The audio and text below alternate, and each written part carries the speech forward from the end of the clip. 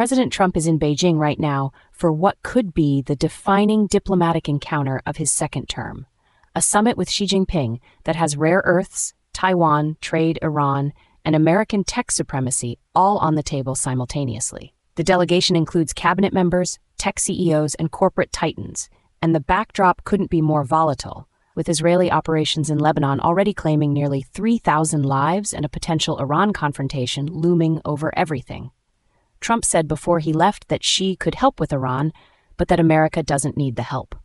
Bold words for a man walking into a country that controls close to 90% of the world's rare earth processing capacity. Joining me now are James Chen, our geopolitical analyst, and Marcus Webb, our defense and security analyst. James, let me start with you. Is Trump walking into this summit with the leverage he thinks he has, or is Xi holding all the cards? Thanks, Emma. Look, I want to be honest about what's really happening here, because the mainstream framing of this summit is dangerously misleading. Trump does have leverage: the tariff regime, technology export controls, the Iran file, but the rare earth question is the one that should be keeping every American policymaker awake. China controls roughly 85 to 90% of global rare earth processing, not just mining, processing. That means even if America digs up the minerals, it cannot turn them into usable components for F-35s, guided missiles, or semiconductor supply chains without going through Beijing. The BBC is calling China arguably the most powerful competitor the US has confronted in its history. And they're right, but that framing doesn't go nearly far enough. This isn't just a trade dispute. This is a structural dependency that decades of Washington complacency created under both parties, and Xi knows it. Senator Eric Schmitt said on Fox News this week that we need decoupling, not de-risking, and he is the only person in this conversation telling the unvarnished truth. The risk is that Trump comes back with a handshake, a communiqué full of working groups, and zero binding commitments, which is exactly what Beijing wants.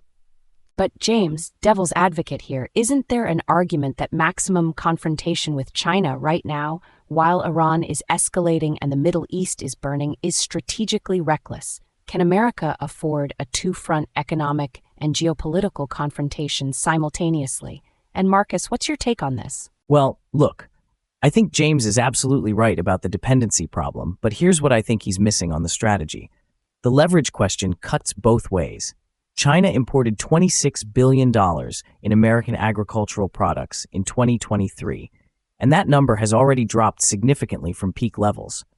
Heartland America, the farmers in Missouri that Eric Schmitt represents, they feel every one of those lost export dollars. The free market case here isn't just ideological. It's that if Trump can open up Chinese agricultural markets as part of this deal, he delivers a concrete win for the people who put him back in the White House. The data also shows that bilateral trade between these two economies still sits at around $575 billion annually, despite the tariff pressure. That's not a relationship you blow up overnight. The de-risking versus decoupling debate is real, but the sequencing matters enormously. You build American rare earth processing capacity first, then you use that as leverage to decouple, not the other way around. I hear what Marcus is saying, but with respect, that misses the point entirely. We've been talking about building domestic earth processing capacity for 15 years. 15 years. And Mountain Pass in California, our largest facility, still processes a fraction of what China does. The sequencing argument is exactly what Beijing wants us to believe. Be patient, build capacity, then negotiate from strength. Meanwhile, China's defense budget is growing at 7% a year.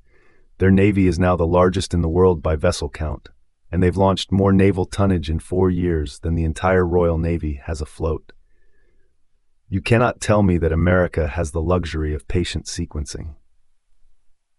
National Review is right that Trump has a specific, tangible opportunity this week. Jimmy Lai is sitting in a Hong Kong prison, and if Trump can't leverage a personal relationship with Xi to get one man released, what exactly is the relationship worth? Strong borders, strong military, strong national sovereignty, those aren't talking points. They're the framework that tells you when a deal is real and when it's theater. Here's what I want to know. Trump said Xi could help with Iran, but America doesn't need the help. Is that genuine strategic confidence, or is it negotiating bravado? that could backfire badly if the Iran situation explodes while he's literally sitting in Beijing. Marcus, where do you see this playing out? The way I see this playing out, and this is the scenario that concerns me most from a pure risk management standpoint, is that the Iran dimension becomes the wild card that scrambles the entire summit agenda. China has deep economic ties to Iran. If Israeli operations in Lebanon or elsewhere trigger a wider regional escalation while Trump is in Beijing, Xi has a genuine choice to make. Does he use American vulnerability on the Iran file as additional leverage in the trade negotiations, or does he offer genuine cooperation in exchange for American concessions elsewhere? My read is that Beijing will do what Beijing always does. It'll appear cooperative on Iran while extracting maximum economic concessions, then deliver minimum actual pressure on Tehran. That's not cynicism. That's a reading of 20 years of Chinese diplomatic behavior. Here's what concerns me most, and I want to put a number on this risk because vague warnings don't move anyone. Lebanon's health ministry is reporting 2,883 dead since March tech. That conflict is not stabilizing. If that escalates into a direct Iran confrontation while the U.S. president is in Beijing, you have an extraordinary situation where America's most formidable economic rival is also the primary diplomatic interlocutor with America's most active military adversary. That's not a coincidence Beijing is unhappy about. The trajectory suggests that the longer this summit produces only atmospherics and no binding commitments on rare earths, technology transfer, or Jimmy Lai, the more Xi will conclude that personal diplomacy with Trump is a cost-free exercise in buying time. And buying time is exactly what China's 30-year strategic plan requires. James Chen, Marcus Webb, extraordinary analysis from both of you on what is shaping up to be the most consequential week in U.S.-China relations since Nixon got off the plane in 1972. One thing is certain.